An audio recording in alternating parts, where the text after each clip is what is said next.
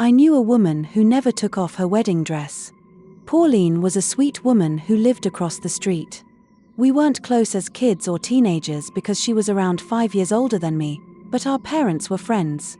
I think she babysat me when I was younger too. When my mother learned that Pauline was engaged, she sent me to help on the bridal shower. Poor mom, she thought I was like that because I was too often around boys and needed to learn to be more feminine, but she's got that backwards.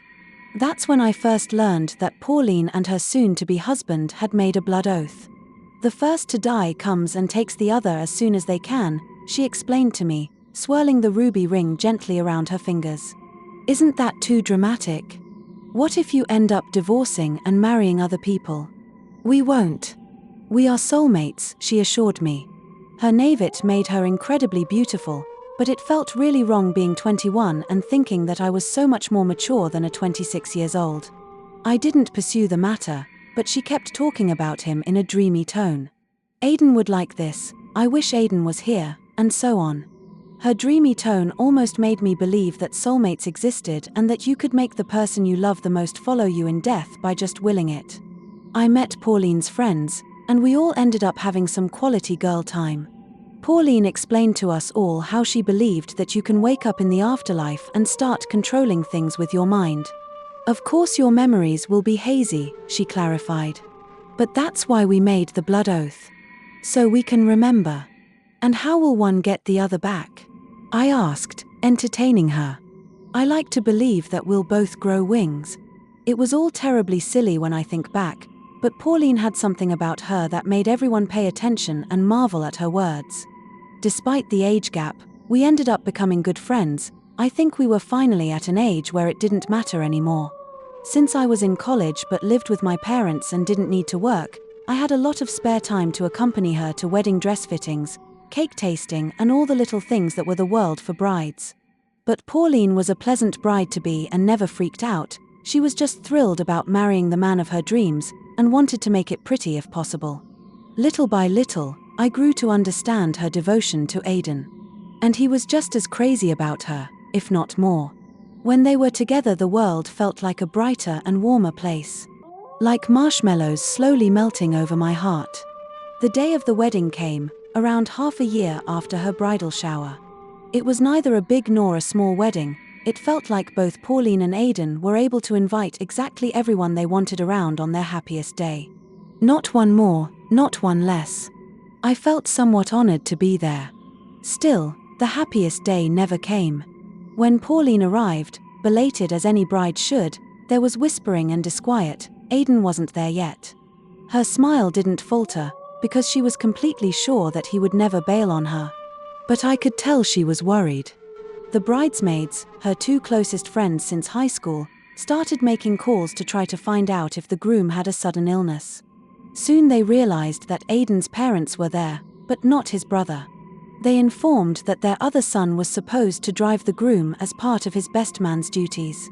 When the devastating news came, everyone wanted to comfort her, everyone desperately wanted to protect her precious heart, but it was too torn apart to notice anyone else. It was all too fast and scary. A sports car ran a red light straight into the mirage. The man in the passenger seat was dead on arrival. The driver was taken to the hospital, but his state was critical. It was all so hard on everyone. Aiden's brother ended up surviving, but he'll be tetraplegic for life due to severe injury on his spinal cord. As far as I know, he's also miserable because he wished he could be the one who died. Right after the wedding that never happened, Pauline and Aiden's parents dealt with selling the house they had just bought, and Pauline continued living with her parents. They both still worked office jobs, so her other friends and I started taking turns keeping her company while they weren't home. I did my best to be there for my neighbor and friend, but she wasn't there. She was living in delusion, and the only thing you could see leaking into reality was her desolation. I never saw such a deep and heart-wrenching sadness.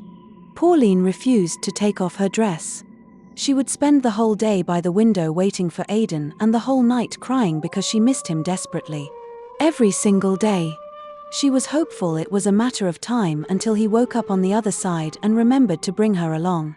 That's why she wouldn't take off the dress. He had died on his wedding suit, so it was only natural that she was up to par. Her parents and every single one of her friends tried to coax her into changing her clothes. We promised she could always keep the dress close for when Aiden came, but she knew that we didn't really believe he would. It was like promising your kid that you'd buy them a Happy Meal some other day. No one dared to penetrate her grief and force her out of the dress. She spent the day in it, slept in it, even bathed in it. Since we live in warm and arid weather, having it dry wasn't an issue, only everything else. The once beautiful organza and silk were now ragged, grimy, and smelling. But she still refused to take it off. She started to believe that Aiden wouldn't be able to spot her in the crowd if she wasn't wearing it. It was impossible to change her mind, and even though she was seeing a therapist 3 times a week, she wasn't improving. Her mourning and PTSD were turning into a darker, more permanent mental illness. She started talking to Aiden, then explained to us that he was nearby, so she could feel him coming. He was just taking a while because flying is really hard when your wings are newly acquired. Then one morning, she disappeared for good. No one saw her leaving, and no one saw her at all after that. The only thing that we were able to find, in the small grove behind the house, was her filthy wedding dress. It had 2 large holes poked on her back, like it had grown wings. After finding the dress, everyone who loved Pauline was relieved. Her mother readily admitted that she actually believed that Aiden somehow had come back to take her. Others weren't so fond of the supernatural explanation, but thinking that there was a chance that it happened brought us a sense of closure. It's not that we were happy about her death, but we conformed to the possibility of her finally finding her peace. She was an angel, after all. Why wouldn't she grow wings and escape her flesh prison? The family held a beautiful memorial service in her honor, and slowly we all started moving on with our lives. Now, you might ask what I believe in. I would laugh bitterly because I don't have this choice to begin with. Being the person who spent the most time watching Pauline those days, it was only natural that I was the one to find her dead in the bathtub. Hiding and subsequently getting rid of her body was the hardest thing I have ever done.